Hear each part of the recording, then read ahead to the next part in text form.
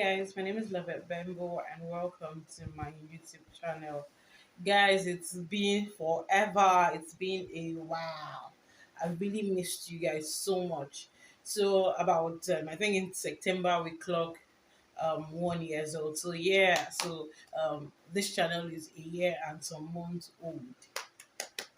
So yeah, we're growing and we've increased in subscribers. We hope that before we clock 2 years, we will have exceeded 500 subscribers. And I believe if you share to your friends and families, definitely we can meet our goals.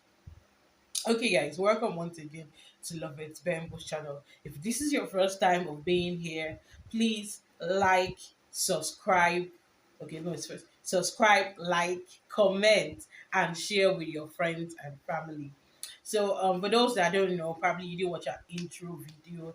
Love Bamboo's channel is all about God, relationship, marriage, lifestyle, generally everything that life encompasses. So as we go on the show, we can discuss on topics that reflect around these things.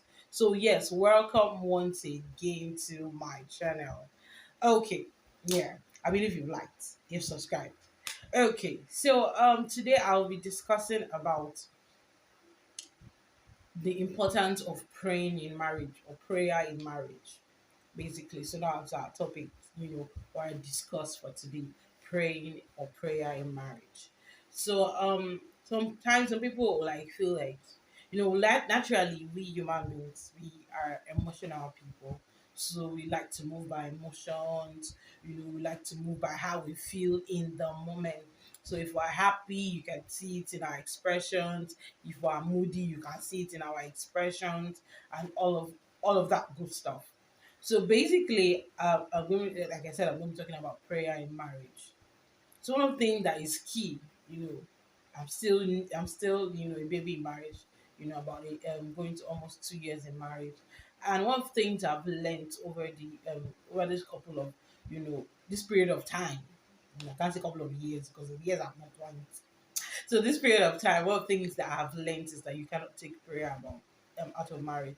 I don't know how many of us, before I go into my personal experience, basically, I don't know if we got to hear about this recent issue that has been buzzing around the internet about a father that beat up his 2-year-old baby and beat the child up to the extent that the one of the hands of the child had to be amputated. So they literally had to amputate that hand because it was already decaying. And I was discussing with a couple of friends, and I heard some other of the part of the story that I never got to hear was that apparently the man had beaten up the child, broken, damaged the hand, and he had locked his wife and the child up in the house, and he had locked them up for 3 days and fled. So he had run away from the law because definitely he knew he was up for something. And I didn't get the full gist if how they eventually got out of the house. But by and large, the pictures that flooded the internet showed that the child was taken to the hospital, and there was no way to take that hand because literally, if you see the picture, it was really disgusting. The hand was dead. It had already changed. It was already purplish black. I don't know how to explain that. It was damaged, so they had to amputate the hand, making the child automatically handicapped. I remember reading the story and discussing that incident with a friend, and we were like, a lot of things that we agreed on was that you cannot take prayer out of marriage. Maybe we're talking from experience because both of us are married now. But the short matter is prayer is a very key thing, not only in marriage, in life generally. And why I'm talking about marriage, because marriage is something that shaping your future. So whoever you choose to spend the rest of your life with will shaping how your future is going to be. So if whoever you marry, determines how your future, if you're going to be depressed the rest of your life, if you're going to make it to the rest of your life, if you're just going to live a mediocre life for the rest of your life, whoever you spend your life with, or whoever you choose to be your life partner, will determine this important aspect of your life. So those are very key things. And whoever the woman chooses to marry shows that, oh, this person I've chosen to give honor to. As a child of God, speaking from a child of God's perspective, you and the Bible commands us to be submissive to our husband. So it definitely means that if you are getting to that marriage, you're saying you're going to bring yourself down to listen to this person, to take orders from this person, to seek this person's decision in every aspect of your life. Because when you become married, you don't live your life for yourself. You live your life for, basically, you, as in, why I mean, you don't live your life for yourself, so you don't get to make all your decisions. When you're single, you feel like going out, you don't take permission from anybody, you just move, except if you're staying with your parents. But basically, when you're single, you just literally just move. You do things the way you want, as long as it's okay with you, as long as you are okay with that decision, you just go ahead and move with it. But a situation where you are not when you're married, if you want to go out, you tell your husband, I'm going to this place. And if your husband is not in approval of it, literally you can't go, because if you do, you're causing quarrel already. There's already quarrel in the atmosphere, about to brimming up already. So basically, every decision you take, both for your husband too, because your husband has to seek your opinion too. Just the fact that he's the head, he seeks your opinion in things, because he cannot just go ahead and make decision, because it's not just himself again. It's now catering for two people. So your opinion is important for every decision he takes, at that point in time. So basically, when you pray about who you're going to get married to, it makes your life easy. Okay, for somebody like me, if I married God's choice for me. Now, reason why I will say that, and for those that have watched some of my previous video before now, I mentioned of how, I talked a little bit about how I met my husband and how I had to change my mindset, to be able to get married to my husband. So if you're not watching that video, I don't know if it will be showing around the corner somewhere.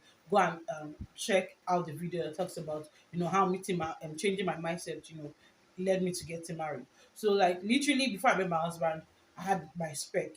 I had like I wanted to dark, tall, handsome, slim guy and all of that.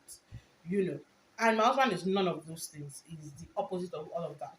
And before I got to that thing, like I spoke in that video, I literally had to change my mindset, because I noticed that I was speaking a set of guys and it was not working. I wanted to settle down.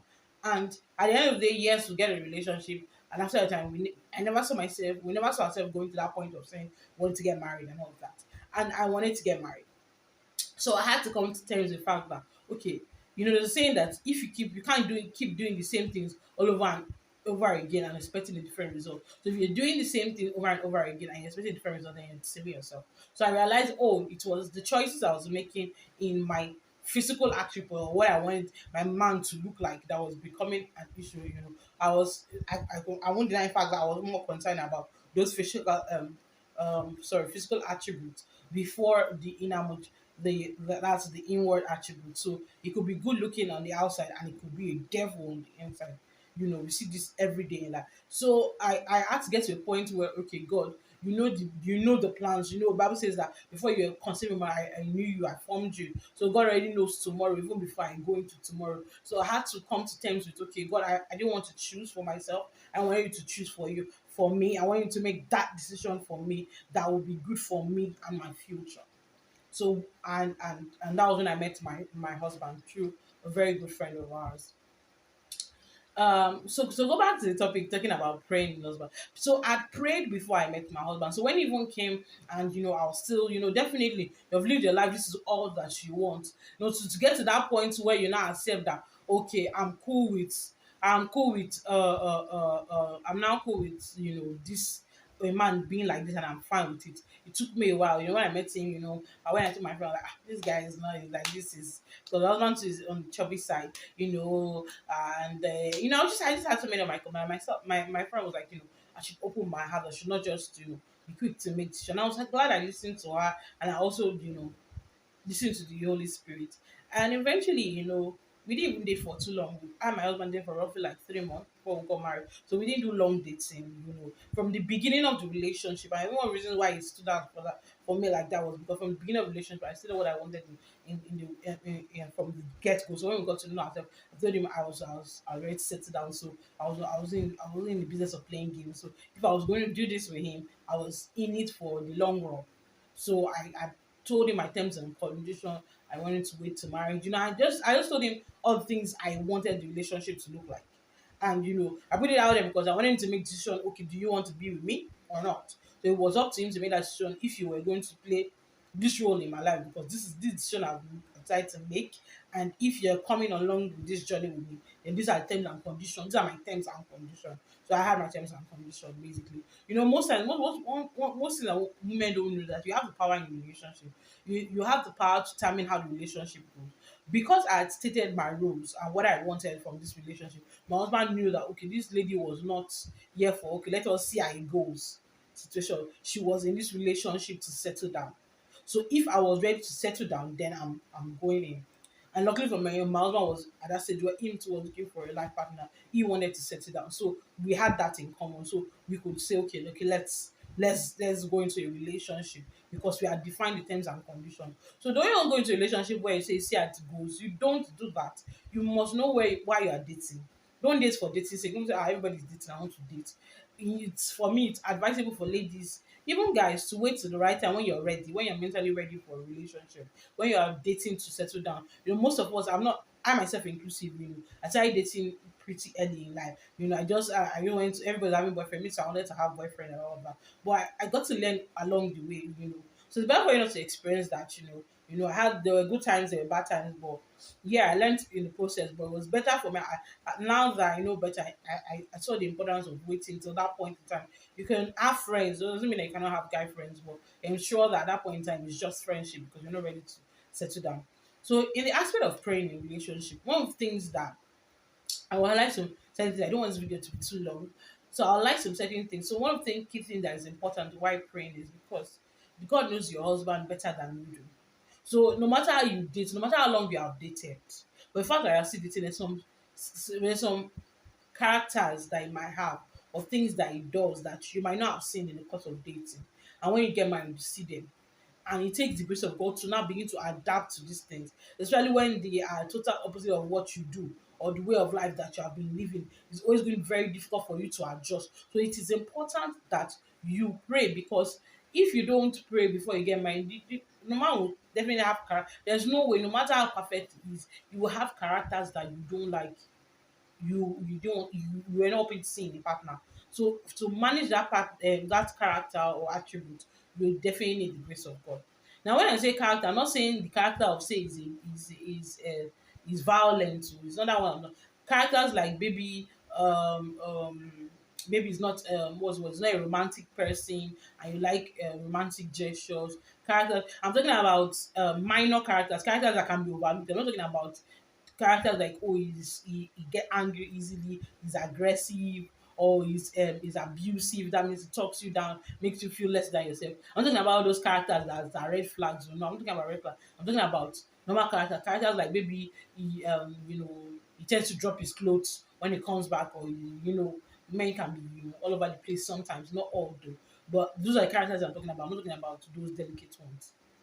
That's one. Then two, again, when you're getting married, you're marrying not just man, you're marrying his family. So that means you automatically getting a new father, a new mother, a new brother, a new sister, depending on the number of people that makes up his family. So you're getting all of them back. So how do you deal with people that you don't know? These are people that have lived their life totally different from you, how you have lived. They probably have different way of thinking, of doing things. So how do you manage being with people that don't see things the way you see things?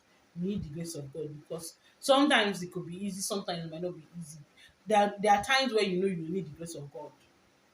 So praying about it, because when you are praying, God does not just help you pick your husband, he helps you pick your family. And even no matter how they might play out to be later, he ensures that you have the strength. The Bible says he will not give you a trial that is too hard for you to make. Whatever is coming your way, whatever characters you see in your in-laws, be it good or bad, God knows that you have the strength to be able to withstand it. So prayer is key.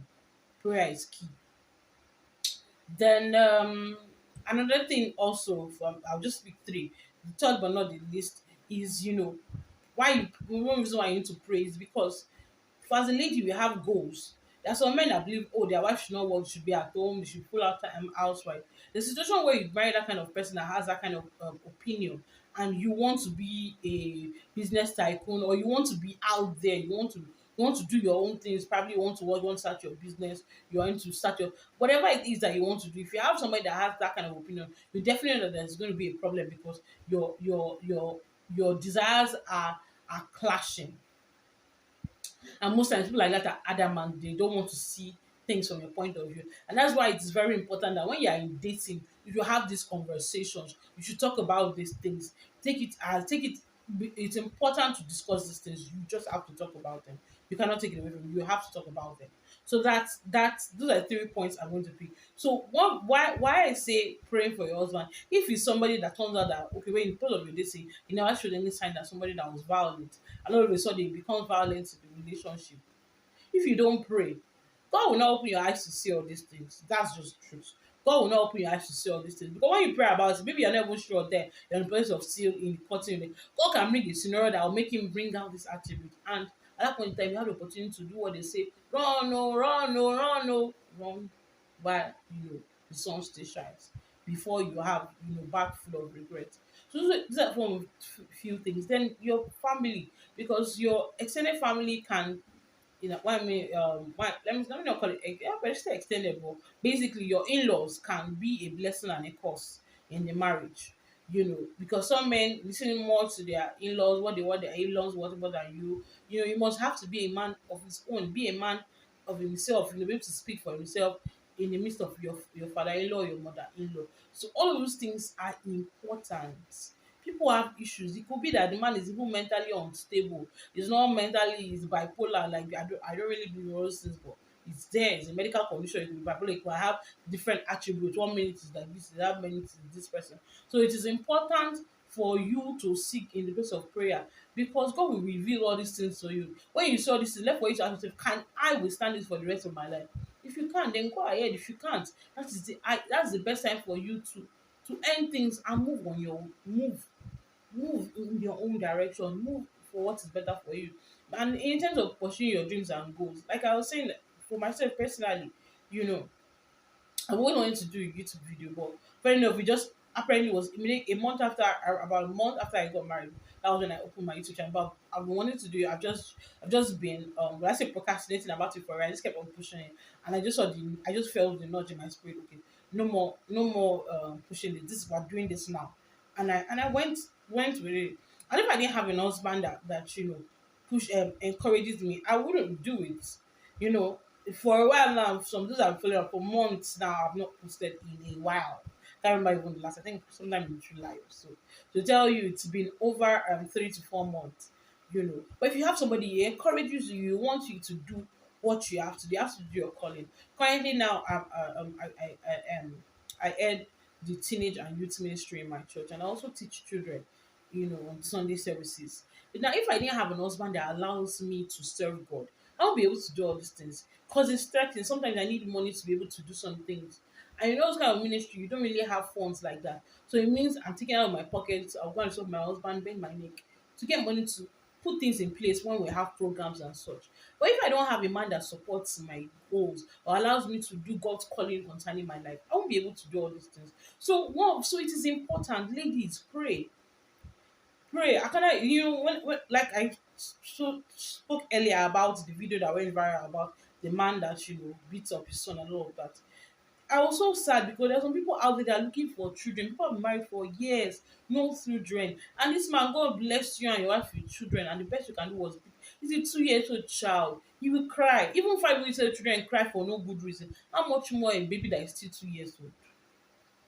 Mature children, and I won't say mature children, still growing children still cry. So the child that is still a baby definitely crying is, so you could just tell that the man has issues. He has issues, both maybe mentally or spiritually, but he definitely has issues. But when you pray, these things will be revealed to you. I don't want to judge the man because I feel like women, God has given us this intuitive feeling. There are some signs that we can see some red flag, and sometimes we compromise because everybody is getting married. Please never be under peer pressure to do what everybody is doing. Don't say because everybody is getting married, I want to get married. Make sure that you make decision that is right for you and you only. Don't be pressured into doing what you're not supposed to do because everybody is doing it. Because at the end of the day, you have a whole life full of regrets. And I pray that God will not cause us to regret anything.